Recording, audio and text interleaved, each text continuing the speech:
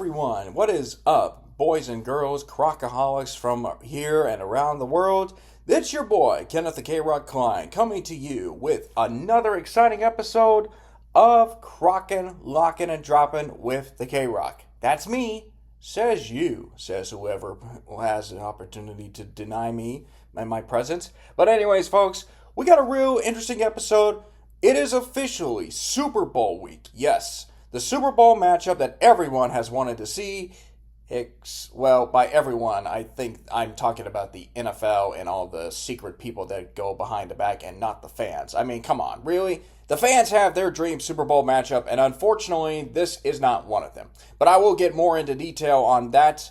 The Kansas City Chiefs and the Philadelphia Eagles in a Super Bowl rematch of 2 years ago. Let's see what happens in that matchup. Will the Chiefs three-peat? Will the Eagles get their revenge? We will be talking about that in this episode and such.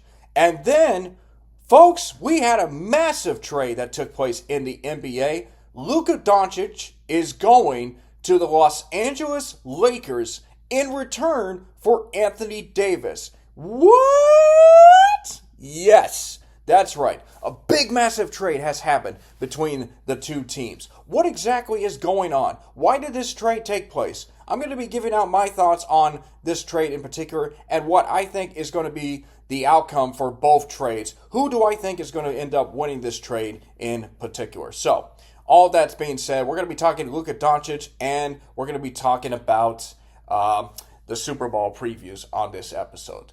But first, something very interesting happened to me this past weekend. Now, for those obviously that aren't familiar, I do work at Lamar University as the Assistant Director of Media Relations, and I happen to cover certain teams. One of the teams I cover is our women's basketball team. Now, as of this recording, our women's basketball team is currently in a little bit of a slide right now, losing their last couple of games. They're still among the top teams in the conference, but the conference that we're in, it's very tough to play in. So I do think that this team will pull out and eventually get out of the slump that they're in and end up hopefully winning the conference tournament championship to go to the NCAA tournament and not go to the WBIT like we did last year. Nothing against the WBIT. I just think that they deserve to, have a chance to play for March Madness. But that all depends if we win the conference tournament. But anyway, so something particularly happened when we were in Nacogdoches the other day. Remember, it's Nacogdoches, Texas, and Nacogdoches, Louisiana. So we were in Nacogdoches, Texas over the weekend playing Stephen F. Austin. And I usually travel with the team, and I do partake and go to their practices and shoot-arounds and all that. And at the end of each shoot-around, the team usually plays a game, and the game they call is Cardinal in the Hole. It's kind of like if you play basketball, it's like knockout in a way, except it's a team game. Basically, it's the players and the coaches. Now, the object of the game is really simple. A player calls out a coach, or a coach calls out a player, and you have to try to make the shot. You have to basically match. If you make the shot and your opponent doesn't, that opponent is out.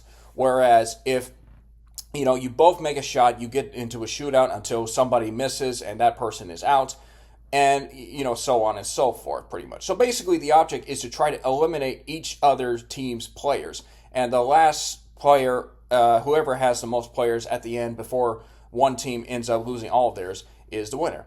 Now, more often than not in these games, the coaches and support staff, which includes myself, usually come up short. They lose. The reason why is just that there are more players than coaches. And unfortunately, this past week, we were facing some pretty tough odds because, a couple of our coaches were not there. One was not feeling well. The other was traveling up with the men's basketball team because they were playing the game the next day as well.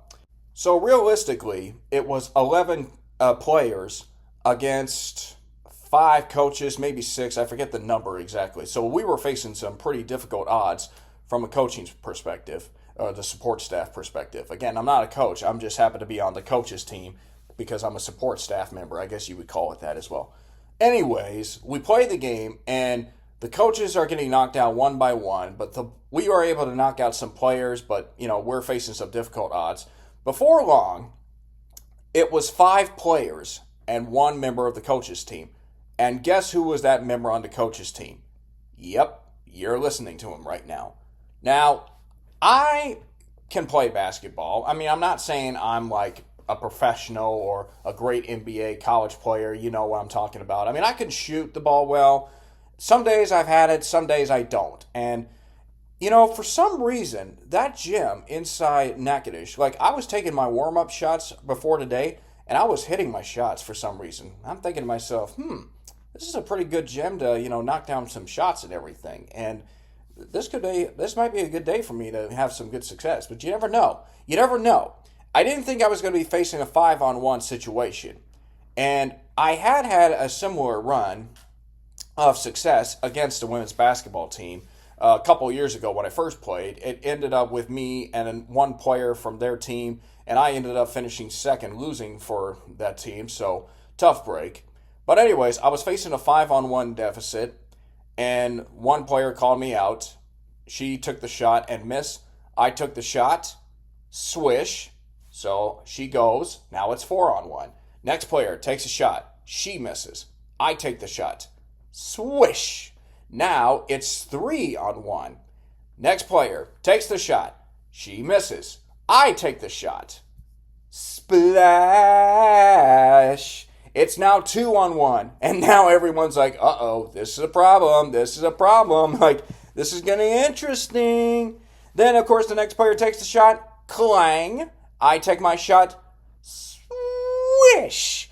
Uh-oh, it's 1-on-1. It's 1-on-1. It's Krock versus 1 player led for a women's basketball team. I try to go up to her and I tell her, you better not miss it. You better not miss it. But they're telling me to get back to my spot because they don't want to break the momentum here. Well, she takes her shot, the last player remaining. She takes her shot. She makes it. Now I have to make this shot in order for me to have a chance to, keep alive for the coaches team. So I take the shot, and everyone, of course, is trying to rattle me, get on my case. I take the shot. Swish! It goes in, and we have a shootout. And basically, we have to keep shooting until someone misses. And she takes the shot. She misses. I take the ball. I concentrate. I put up the shot. And it went in! It went in! And all of a sudden, I'm in a happy, celebratory mood. I just pulled off the greatest sports upset in the history of mankind. An average Joe just upset an entire college basketball team. Yay! Hooray! And, obviously I could look at the players' faces. They were all shocked. They couldn't believe what just happened because, man, I was just on fire in that game. I was like Larry Bird in the 3-point shootout in 1988 or Larry Bird in any one of his games. Steph Curry, one of the assistant coaches keeps calling me Steph Curry, which I'm honored, but I don't know if I'm as flexible and able to as accurate as he is. So, yeah, that was a really great job. I finally won. That shooting game. Incredible performance for me. Probably the greatest accomplishment ever, especially since I had to overcome some odds. I almost, one time in my life, overcame a 6-1 deficit in dodgeball. I almost overcame a 6-1 deficit in dodgeball. Yeah, so that was a great memory. But this memory, of course, was really great. Unfortunately, the sad ending to this one, our women's basketball team did lose that next game, so I think I need to retire from playing that game because I'm not sure. Like when I get hot like that, when I get on a roll, for some reason our women's team doesn't, come out and play. I'm not saying I'm the reason we lost, but I feel like I might have played somewhat of a role in that, so I think I need to stop and retire from that. So we'll wait and see on that. But I still feel confident our team, women's basketball team, will be able to overcome that and have ourselves a real happy ending to this remarkable season. With that being said, we're going to go right ahead and take a break. But first, we got to talk about this massive trade. Luka Doncic to the Los Angeles Lakers, Anthony Davis to the Dallas Mavericks. What in the world is going on? Stay tuned, folks. We'll be right back.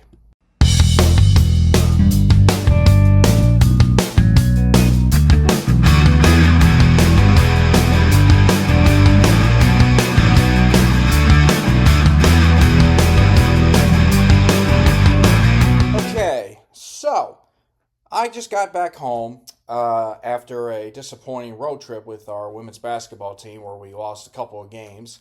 And I'm just kind of collecting myself, even though it's my job to cover them, do it in the best possible way, even with the recent 2-game skid. And I'm just sitting there thinking, man, this has been a very tough stretch for our team. I mean, I'm hoping we bounce back soon, but man, what could be worse than what we're going through at this time? And then all of a sudden, I happened to be looking at my Instagram posts and all the Instagram stories that I follow. And all of a sudden, I came across one that had a real interesting development here. And that was something that said that Luka Doncic had been traded to the Los Angeles Lakers in exchange for Anthony Davis. And I'm thinking to myself, wait a minute. It's February the 1st when I found out about this. That's like 2 months away from April Fool's Day. So, I mean, there are jokes that aren't happening on April Fool's Day, or jokes that take place that don't happen on April Fool's Day. But this has to be a joke. Like, it's got to be insane. Then all of a sudden, I get a closer glance at it, and I realize, oh my gosh, it's from Shams. It's from Shams Charania. I think that's how you pronounce his last name. If I'm wrong, I apologize. But Shams, who is an NBA insider, actually was the one that tweeted this out. And that's when you realize, oh crap, this just happened. Folks, I don't know about you, but what happened last night has to be arguably the most shocking trade in the history of the NBA, at least in my lifetime. Maybe the most shocking in the history of sports, at least in my lifetime. Like in terms of the immediate effect. Because to me, this doesn't make sense whatsoever. So, let me put it to you this way. Here's the thing. This was actually a 3-team trade. The Dallas Mavericks and the Los Angeles Lakers were involved in a 3-team trade along with the Utah Jazz. Now, the Dallas Mavericks, they receive Anthony Davis, Max Christie, and the Lakers' 2029 first-round pick. While the Utah Jazz, who are in the midst of all this, the Jazz receive Jalen Hood-Schifino and 2 second-round picks.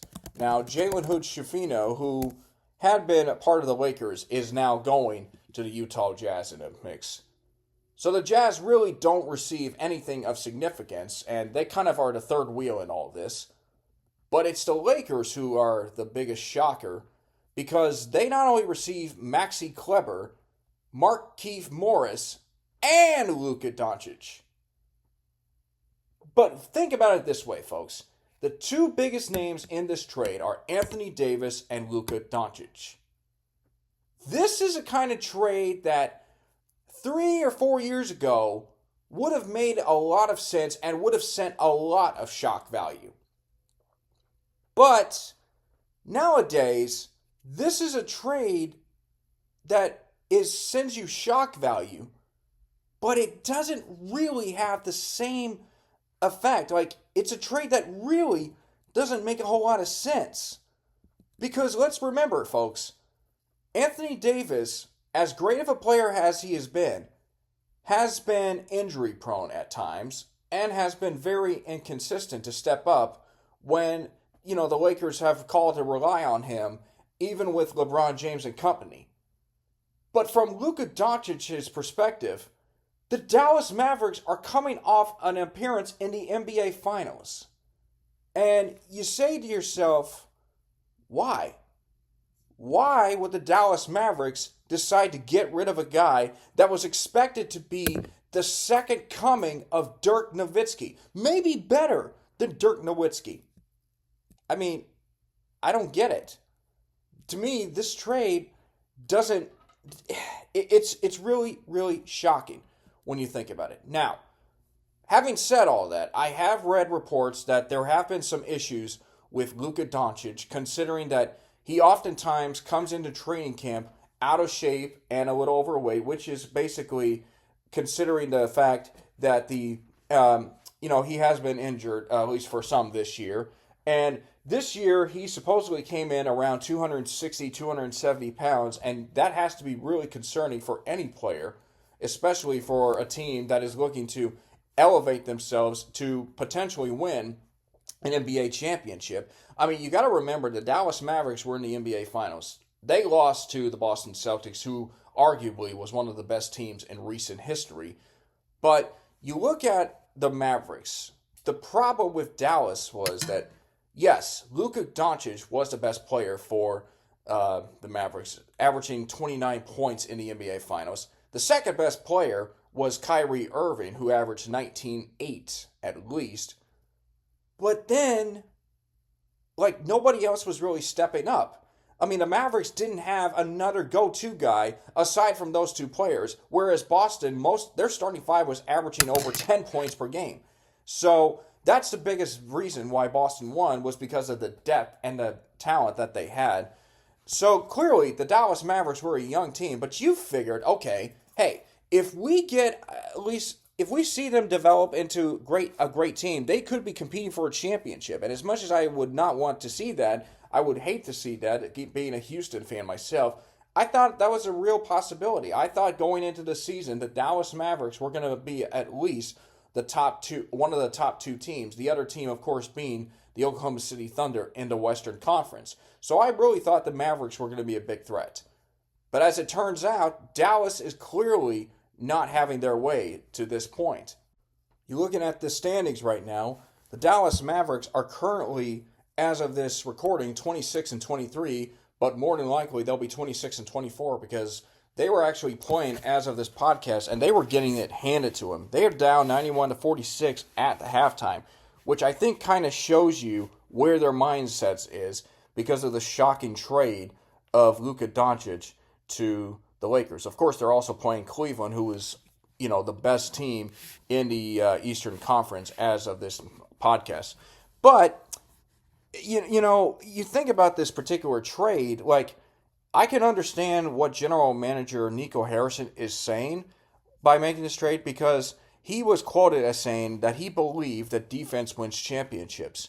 Yes, I understand that. Like, you're going to need to have some defense regarding that in a way, because at the end of the day, it's all about defense in a sense. And you're thinking that if you're getting somebody like Anthony Davis, who is an all-defensive center and an all-NBA player with a defensive mindset, would give you a better chance, and you also said, hey, we're built to win now and in the future. That's good. Well, here's the problem. I mean, Anthony Davis, as I said, has had his fair share of inconsistency. He's been injured, and he's had to step up in a way for the Lakers. But this trade, to me, doesn't make sense because you just gave up one of the three best players in all of the NBA. Luka Doncic is 25 years old. So he is still, or has yet to approach, the prime of his career. This guy was on 5 straight All-NBA first teams and was the leading scorer in all the NBA last season, averaging close to 34 points per game. No, he's not a better defender than Anthony Davis. That I will concede. But let's be realistic here. If Luka Doncic does not have that incredible performance that he did last year, the Mavericks are not even in the NBA Finals. I mean, there's no ifs, ands, or buts about it. 29 points per game, 9.5 rebounds per game, and 8 assists per game that Doncic had in the 22 playoff games that the Mavericks were involved in. And yes, the Mavericks actually held the Boston Celtics to a 109.2 offensive rating according to the NBA stats, which is a really remarkable achievement given the fact that the Celtics were the best team in the NBA that season. Now, a lot of people have said, well, Boston just won because, there were injuries to other teams, this and that, and they really didn't have anybody to face. I don't care. They were the best team that last year. They won the championship. Deal with it. But you're talking about an opportunity. All you had to do was say, hey, we got a guy that we believe in. We got a guy that can get himself to the promised land. We need to build around him. We got Kyrie Irving, but we need to build around those two. We need to get guys that are willing to step up because we need the depth and everything.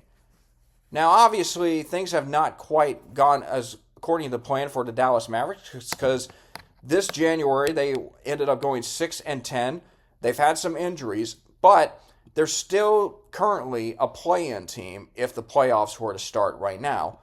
And that's something that is very concerning, especially for Dallas fans, because if you want to be a team that has a legitimate chance to win a championship, you need to develop the players. You need to get guys surrounding Luka Doncic. But yet, Doncic has made himself a bad look, because of the fact that he's coming in out of shape and everything, and he doesn't seem to have the defensive mindset as other, people said, because he's more of a scoring threat in a way. And I think the Dallas Mavericks, in a sense, panicked. I think they were wanting to make this deal. They wanted to get rid of Luka Doncic because, clearly he was a scorer, but they're not winning games. They're still losing with him. And they felt like, okay, we have to do something. We need to win. And this is, we can't just have an opportunity to, win a championship if Luka's going to keep scoring, and, we got to do something. We need a defensive presence. So they're looking around the NBA thinking, okay, who is likely going to be a great target for us to have in order for us to have a chance to win a championship? And they look in LA and they see what's going on down there, and they're thinking, Anthony Davis has been very good lately. Why don't we go ahead and get him? And so they call Rob Pelinka and say, hey, Rob, hey, how's it going? Everything going on down in sunny LA? What's happening? Like, how's everything dealing with all the tragic wildfires and such? And, they're having a little emotional talk about that. And obviously, again, I send my sympathies out to everyone that lives in LA that lost possessions and homes in the city during the wildfires and everything. And hopefully they'll be able to recover and rebuild anytime soon. So they're having all these conversations, and then they say, hey, Dallas fan here, what would you do if you were interested in Luka Doncic? Because we're thinking about maybe trading him. Rob Pelinka said, okay, I'm all ears. And so they're thinking, they come out there with all the numbers, and then they say, we might need to get a third team in this. Let's call Utah. So they call Utah, they explain the situation, and all three teams got this in trade down, and everything is, good. They call the NBA saying, all right, we're making a trade, here's the deal. And then Shams gets word of this, and he's like, oh boy, this is going to get nasty. And he tweets it out, and next thing you know, World War III has happened. Well, I don't know about World War III, but it's a shocking development that has taken place in all the NBA at this moment. So, I mean, I don't know what else to say. I want to say that I'm very happy about this because the Dallas Mavericks have always been a team that they have relied so much on Luka Doncic that they have tried everything to develop around him. They've tried getting him a second go-to guy. It didn't work with Kristaps Porzingis. It hasn't quite worked with Christian Wood. It seemed to have worked with Kyrie Irving, but now you're thinking, okay, we need to get a third guy. So they get Klay Thompson away from the Golden State Warriors, and you're thinking, okay, we got a guy that can shoot the three ball. Let's go out there and win a championship. Well, it hasn't quite worked out that way. There's obviously something clearly wrong. And, the Dallas Mavericks, they're trying so hard to develop around Luka Doncic, but I think at some point they might have just figured out, maybe the problem isn't with the players around Luka. Maybe the problem is Luka itself. And I think in a way they just panicked. And now you look at the Dallas Mavericks starting lineup, and the lineup will be composed of Kyrie Irving, Klay Thompson, PJ Washington, Anthony Davis, and Daniel Gafford. Is that a starting lineup that will make the Dallas Mavericks a championship caliber team? Honestly, that's going to be an easy no. I don't think the Dallas Mavericks are going to be a championship caliber team for a few years. I think you're more likely to see the Los Angeles Lakers be a championship caliber team. Now, from the Lakers' perspective, and I am not saying that the Los Angeles Lakers had anything to do with this. They're not the ones that called the Mavericks and say, hey, we want Luka Doncic. We want to help out. We'll trade you Anthony Davis.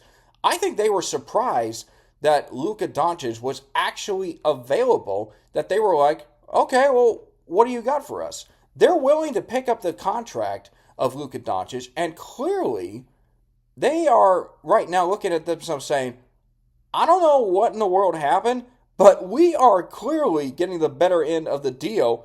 So guess what? We're going to enjoy it. We're going to have Luka play with the LeBron James. And then by the time LeBron James retires, guess what, ladies and gentlemen? It's Luka's team now. He's going to go down as one of the all-time great Lakers in the history of the NBA. And LeBron James, who I know there was talks about him, whether or not he was going to be traded or was going to request a trade, has officially decided that he is not going to get traded, and he's going to remain a Laker for this season. So this should give the Lakers a new sense of life, a new sense of purpose. And I think the Laker fans, if you're a Laker fan, you have to be very excited.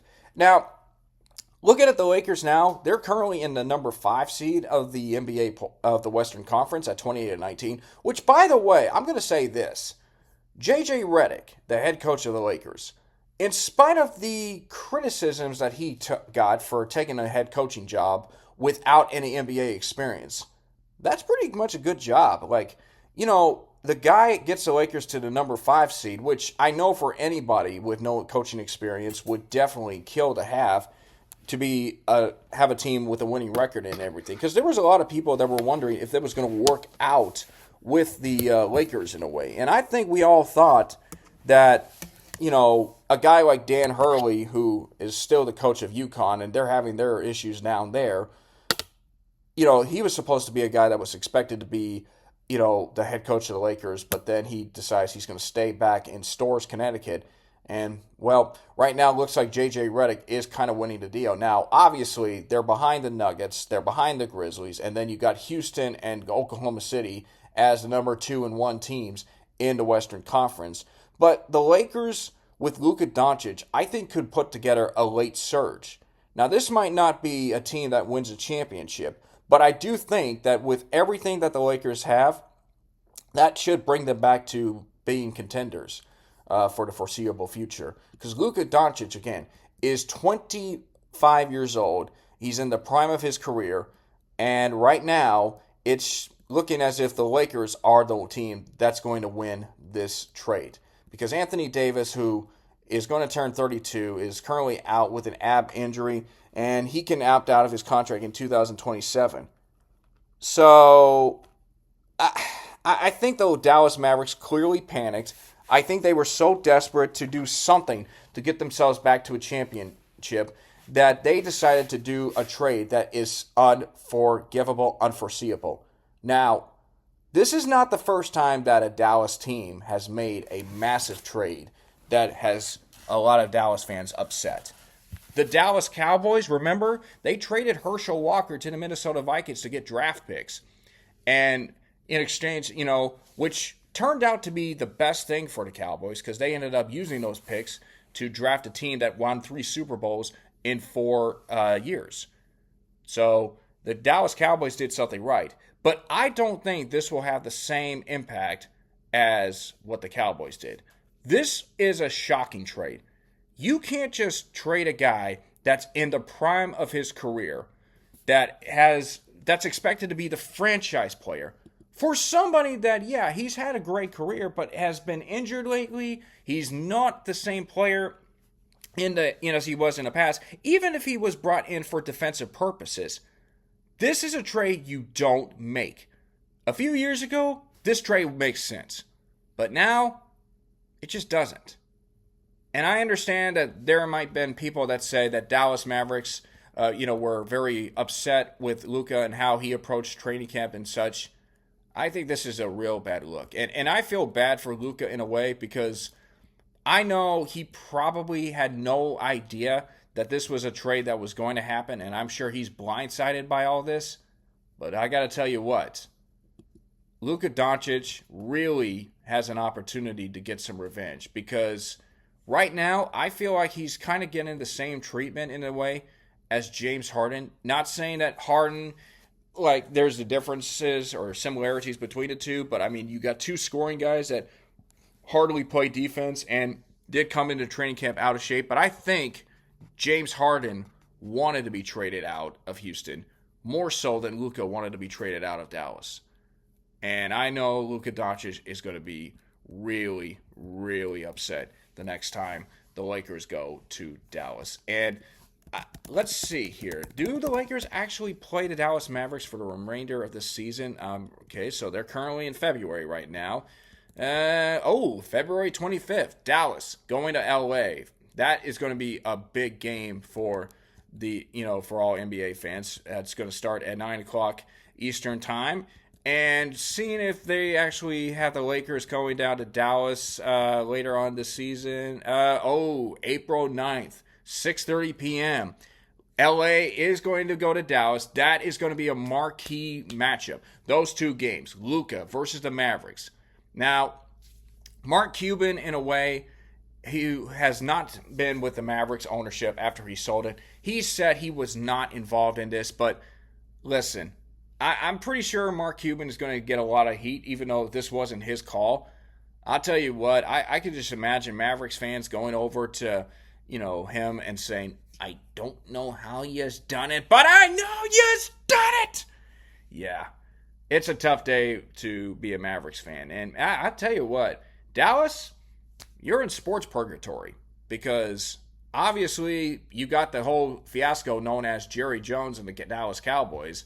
And yes, the Texas Hangers might have your best chance of getting yourself back to contention, although I hope that's not the case. And I'm still waiting for World Series ring number 3 for my Houston Astros. But you're entering a very dark period right now. I can assure you that.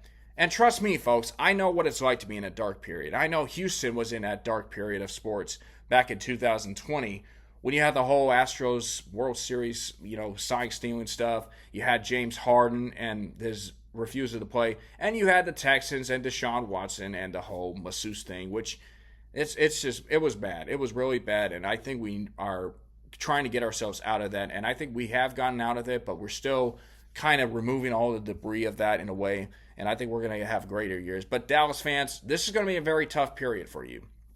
You might have some exciting moments, but the landscape of what's going on down there, because of all the ownership decisions, because of everything that's happened, yeah, it's really going to be bad. It's purgatory for you. But I do hope eventually, well, actually I don't.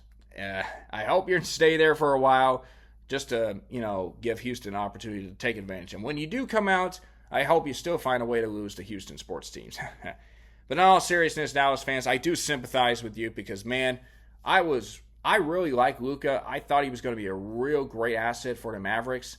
But, man, talk about a real stunning development.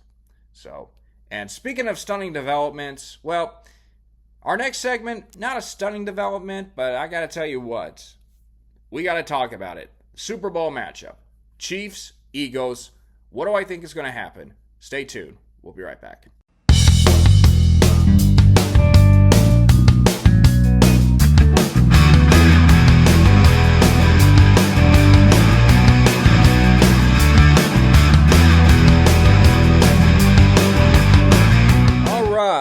Super Bowl 59 is here, and ladies and gentlemen, we have our two teams left in the NFL world. I'm talking, of course, about the Kansas City Chiefs and the Philadelphia Eagles, the two teams that America wanted to see.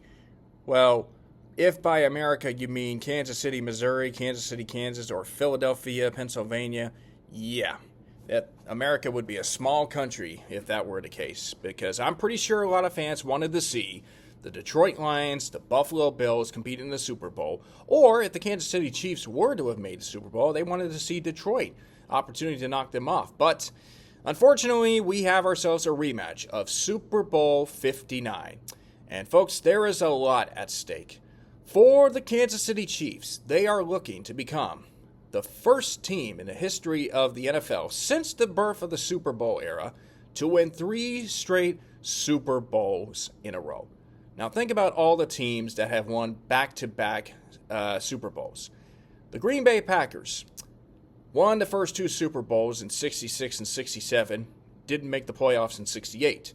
The Miami Dolphins won Super Bowls 7 and 8 in 72 and 73. They lost a heartbreaking game to the Oakland Raiders in 1974 in the game that has become known as the Sea of Hands. Then you had the Pittsburgh Steelers, who twice during in 74-75 and then 78 and 79 that won back-to-back championships. 76, they lose in the AFC Championship game to the Raiders, though their excuse would be they didn't have their top running backs, Franco Harris and Rocky Bleier.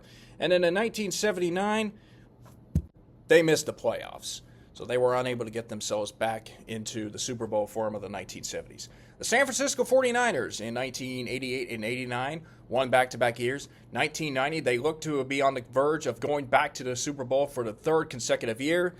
A costly fumble, though, allowed the New York Giants to get the ball back and go down the field where they would eventually kick the game-winning field goal. The Dallas Cowboys in 1992 and 93 won back-to-back Super Bowls against the Buffalo Bills.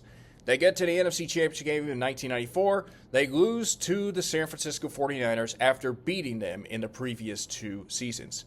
The Denver Broncos won Super Bowls 32 and 33 and 97 and 98 respectively. But John Elway retired after the second one, and the Broncos didn't make it back to the playoffs. The Patriots in 2003 and 2004 were the last team to repeat as Super Bowl champions. They made it back to the playoffs in 2005, but they lost in a wild card round.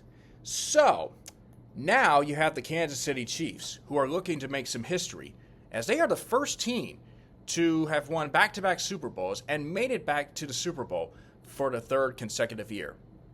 But, on the other hand, you have the Philadelphia Eagles, who are yearning for respect, yearning for revenge, because, as I said, this is a rematch of Super Bowl 57. 2 years ago, in case you remember that game, and it was arguably one of the greatest Super Bowl games ever played, the Philadelphia Eagles jumped out to a 24-14 lead over Kansas City. However, Mahomes would lead the Chiefs back on this incredible comeback, and it would all come down to a controversial call that went against the Eagles, which allowed Kansas City to kick the game-winning field goal. Sound familiar? Well, I know Chiefs fans are getting sick and tired of hearing about all the referee talk about, how the refs win the game and this and that, which, look, we know the Chiefs are a great team. And I talked about this in my last episode. But you can't deny that there is a little bit of some suspicion. Now, I don't think the NFL is rigged. I think all this stuff is just hurting, the integrity of the game, but also, hurting what a great team the Chiefs are, even though they are the biggest villains in the sport right now. Something that I know all too well. But there does need to be a little bit of a crackdown as far as the NFL situation is concerned. So, now, here's the thing that I look at this matchup between the Eagles and the Chiefs. I said this on my other podcast, Two Pals on the Pod, which, by the way, we actually released our 50th episode. If you guys want to tune that in, Mark T. Robinson and I talked about the Super Bowl. So I'm not going to get too much into the details about what I think is going to be the biggest factors in the game. I will say, though, that I said this in last year's Super Bowl preview between the Chiefs and the 49ers. I believed that the 49ers last year were a better team than the 49ers team that took on the Chiefs years ago. But I just didn't trust them. And to be quite honest with you, I don't really trust the Philadelphia Eagles, although I do believe that they are a better team than the one that they showed a few years back. When I look at this Eagles team, it's safe to say that they are a running team first and foremost. That's why you had Saquon Barkley go off in the postseason up to this point. I mean, the very first play, the Eagles' first play of the NFC Championship game against the Washington Commanders, he breaks out for 60 yards and scores a touchdown.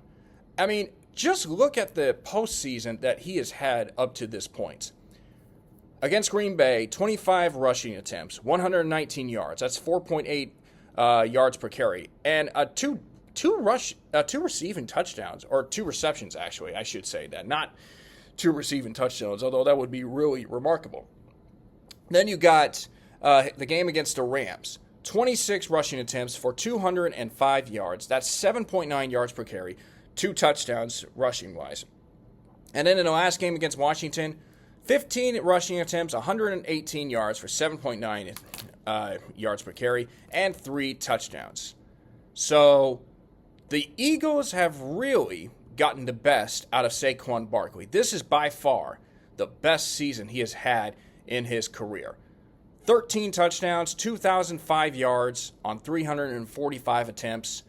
There's no question that this is a guy that should be considered for an MVP candidate, although I'm going to have a hard time seeing him win the MVP award when you have guys like Lamar Jackson who's in the mix, Josh Allen, of course, is in the mix for MVP. I do think eventually that they are going to need to make the MVP less of a quarterback situation and more of who really was the instrumental leader on the team. So you clearly know that the Eagles have arguably the best running back in the game. Well, what about Jalen Hurts? Jalen Hurts is looking to atone for his Super Bowl loss a couple years back, and he actually played well. He outperformed Patrick Mahomes, but it was Mahomes who, in the end, got the deciding edge, and he ended up winning the MVP in that game. And Jalen Hurts, in the last game against the Commanders, 246 yards, only one touchdown pass for 110.1 quarterback rating.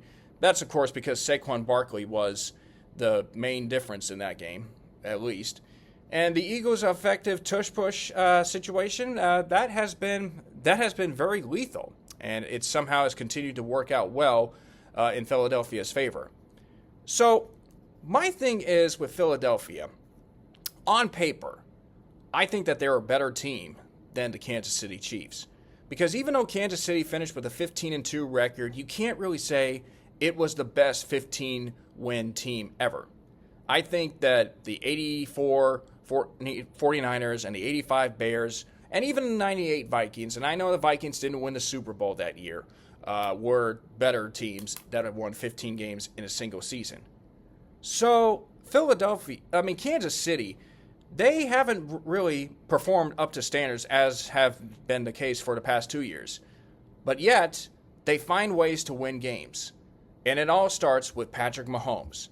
Just when it seems like Mahomes has some struggles, and he gets injured and everything, and you're thinking, oh no, Mahomes is hurt, that's trouble for the Chiefs, this and that, he finds a way to come back, and he's able to elevate Kansas City to the championship game.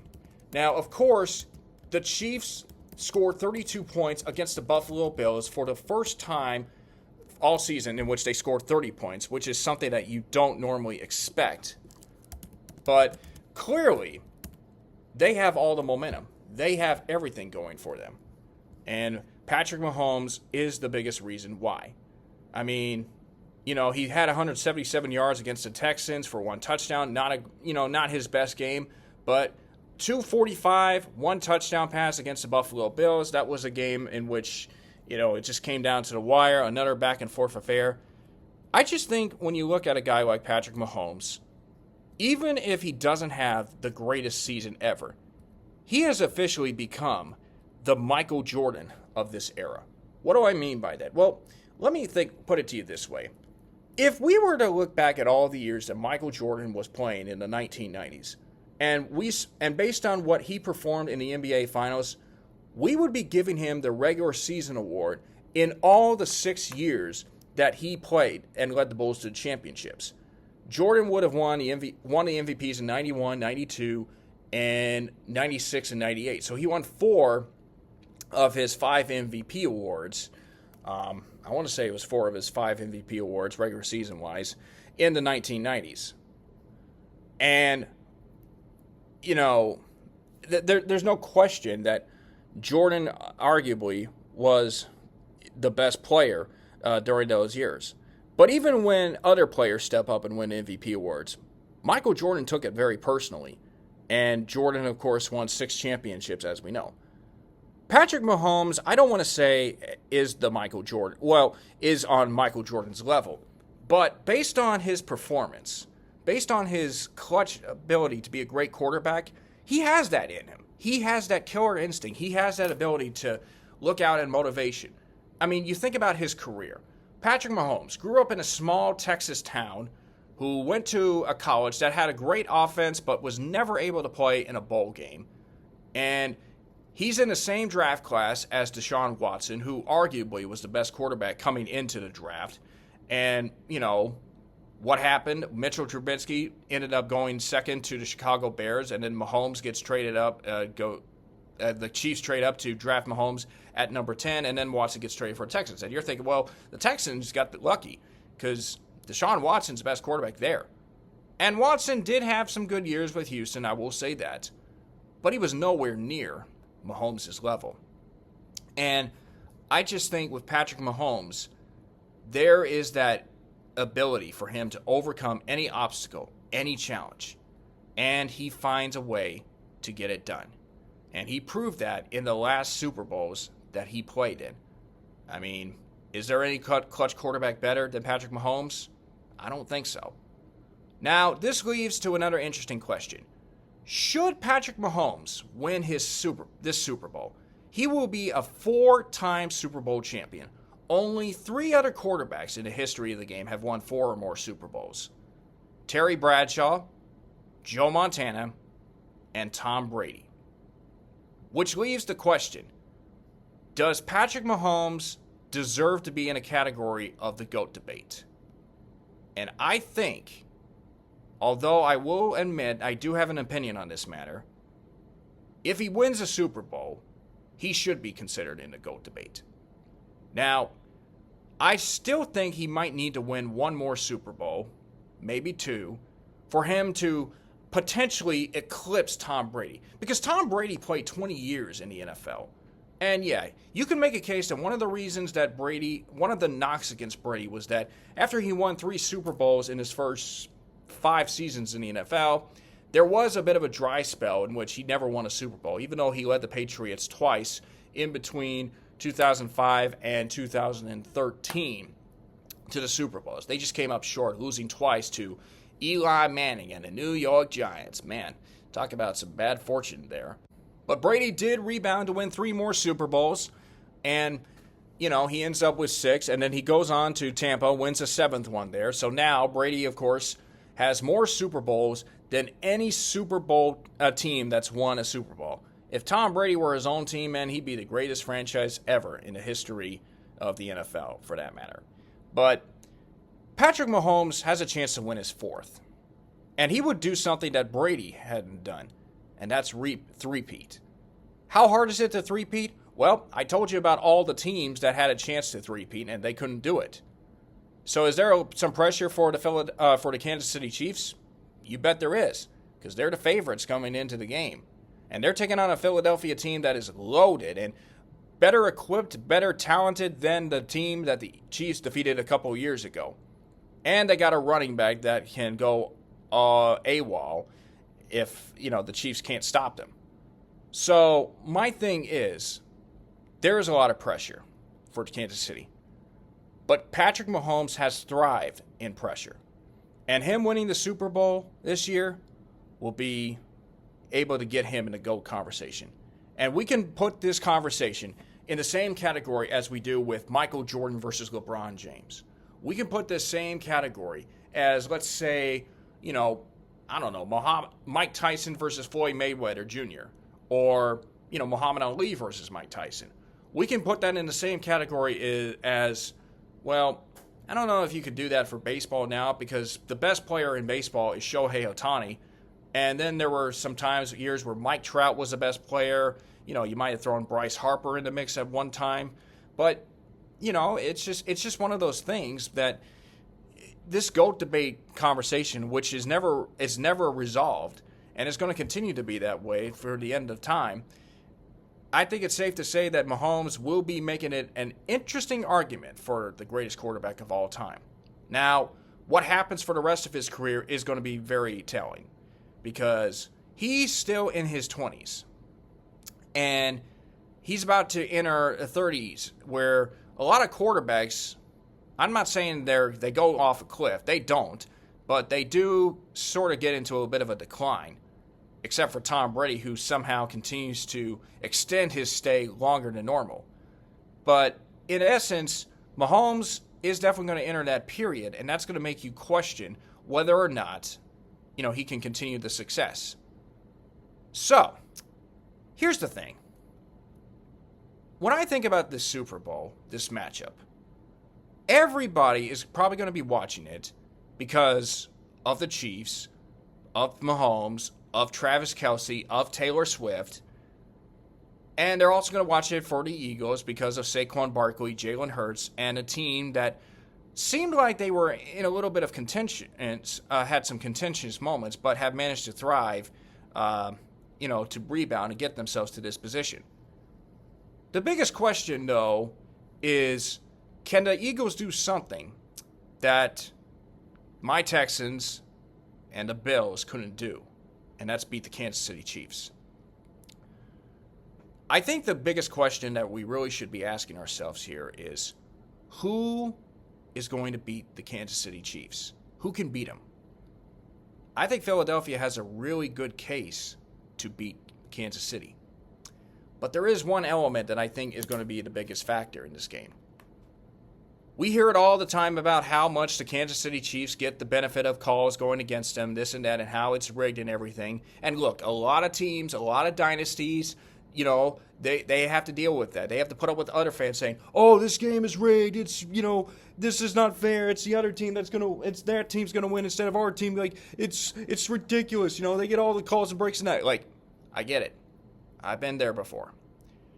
But the thing is, when you think about that situation, when you think about the controversial calls, when you know in the back of your mind that, okay, you're playing Kansas City, you may or may not be getting a little bit of bias against you.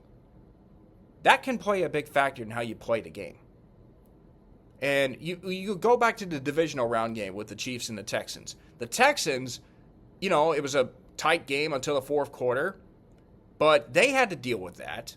And some of the players after the game were basically saying, we knew it was going to be us against everybody, and that included the refs. And, there were some calls that went against us, but they also said that's not the reason we lost the game. Yet, everybody is talking about the refs helping the Kansas City Chiefs out all season long. And that game, unfortunately, has become a bit of a trademark game because now the NFL is potentially thinking about looking into the refereeing situation for this upcoming offseason. So, if you want to beat the Kansas City Chiefs, you have to ignore all the referee stuff. You have to be alert that, hey, you might get called for penalties, but you're also going to have to ignore all that and realize that the game is decided on the field. The execution has to be there, this and that. And if you do that in the playoffs against the Kansas City Chiefs, there's a good chance you can come out on top. And that's not an easy task. I think the team that does beat the Kansas City Chiefs will have to do that. So I think Philadelphia will be in for a very interesting challenge. But I made my prediction on the podcast, Two Pals on the Pod, and I might as well just go ahead and give it out. Who do I think is going to win Super Bowl 59? I think we're going to be in for another great game, but selfishly, I want the Kansas City Chiefs to win. And the reason why I want the Kansas City Chiefs to win is they will have been the first team in history to win 3 in a row. They will still be the talk of America and this and that. And that only elevates the pressure for them to win, to keep winning, because eventually somebody will knock them off. And call me crazy, call me delusional if you want. I would like for it to be the Texans. I hope they get a chance in a rematch in the playoffs next year. But we'll wait and see on that. So my prediction, Kansas City wins 31-27. Should be a really, really good game. Even if fans are not happy with the results of Kansas City and Philadelphia, even if they think it's a little bit scripted, eventually the Chiefs' run is going to come to an end. But for now, they just continue to add on to another year. So my final prediction, Kansas City wins 31-27. So hopefully you guys have your predictions down. Let me know in the comments below. And folks, we're going to come right back. I'm going to close the show. Got some things I need to address with y'all, so stay tuned. We'll be right back.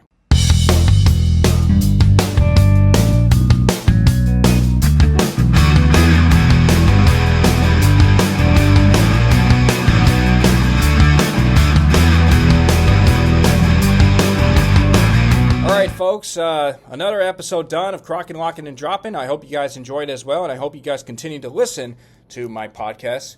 However, folks, I do want to address a couple of things first and foremost. So the next few weeks are going to be pretty busy for me because of my job and everything. And, I got some games I got to cover as well, and it's going to be pretty heavy loaded because we are officially in the spring crossover season. What does that mean? Well, that means that our basketball season is coinciding now with our spring season. So baseball, softball, track and field, golf is resuming as well. It's going to be pretty busy for me during this time as we have home games. I'm not promoting them, but I am going to be working those games out there. So it's going to be it's going to be pretty busy for the next couple weeks. And then also things going on in our family and our lives as we've been hit with some pretty devastating news with the loss of a family friend of ours who we really loved and cared for. She unfortunately passed away, and we have to attend a memorial service for her. And it's a very difficult time for us at the moment, and especially for my friends and the family of this person that we really loved. And I just want you guys to keep this family thoughts and prayers in their mind as. I know they're going to be dealing with some tough times, but everybody that knew this person is going to be, having to struggle with this, and it's a very difficult time. We found this about a couple days ago, and it's still a shock to everybody. So we're hoping that we all find peace and comfort, and knowing that one day we're going to reunite together and see this person again. So we do hope, ask for prayers for everybody, especially to the family members, mostly to the family members of this person, because it's a tough pill to swallow. It's a tough blow for all of us because we really thought that this person was going to be here for a long time at least. Tough time right now. But so basically, my point is, I may have you might not be seeing some podcasts from me for the next couple of weeks. I'll try to get it out there, but there's no guarantee just because, we're so busy with a lot of things going on around here. And but I will be discussing the sports topics more so than ever. And hopefully we are able to get ourselves back on track when all this transitional stuff kind of comes to an end. So hang tight, folks. I will be back in a couple of weeks to give you more exciting episodes of Krocking, Locking, and Dropping with the Krock, which, by the way, you can listen to on Spotify and Podbean, but also I post these on my YouTube channel for visual reference. So in case anybody has any interest of following me there, please do so. My YouTube channel is KWCLINE91. And hope you guys have yourselves a really great day. And hey, whatever happens in the Super Bowl, whether you're a Chiefs fan or an Eagles fan, you deserve it. You deserve to win the game. Let's have ourselves a really great weekend. And for all of us that might be going through some tough times right now, just know that there's a light at the end of the tunnel and that God has a way of showing his love and affection for us and also for everybody else that really, truly cares for us in a sense. So I hope you guys have yourselves a great day, and I'll see you next time on another episode of Krocking, Locking, and Dropping with the Krock.